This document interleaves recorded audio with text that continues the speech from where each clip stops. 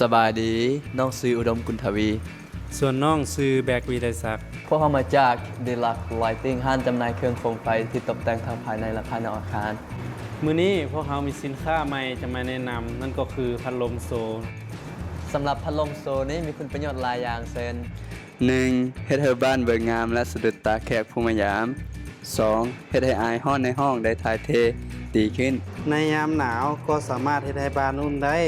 โดยการปรับให้พัดลมหมุนย้อนกลับเพื่อให้ความเย็นขึ้นไปด้านถึง 4. ยังสามารถลดพรพลังงานจากแอร์เพื่อประหยัดค่าไฟได้ด้วย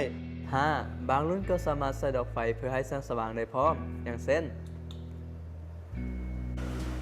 ส่วนการเลือกซื้อพัดลมที่ดีนั้นพวกเราควรเลือกให้ถือขนาดและเหมาะสมกับบริเวณนั้นๆพัดลมที่ดีจะเฮ็ดให้บ่มีเสียงรบกวนจะมิดและเงียบ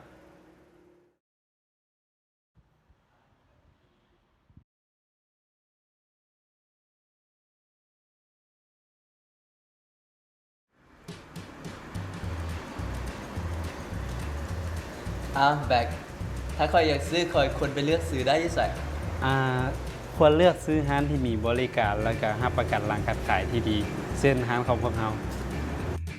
ส่วนตำแหน่งที่เหมาะสมในการติดตั้งนั้นท่านสามารถเข้ามาปรึกษาได้ที่ห้าง Deluxe Lighting ซึ่งห้างของพวกเราตั้งอยู่บ้านโพนสีนวลติดกับห้างกาแฟ Coffee Today และกลมกันข้ามกับศูนย์ภาษาอังกฤษอนุสรณ์และท่านยังสามารถติดตามข้อมูลข่าวสารต่างๆของพวกเราได้ที่ Facebook Page Instagram YouTube Channel สำหรับวิดีโอนี้ก็จบเพียงเท่านี้ขอบใจ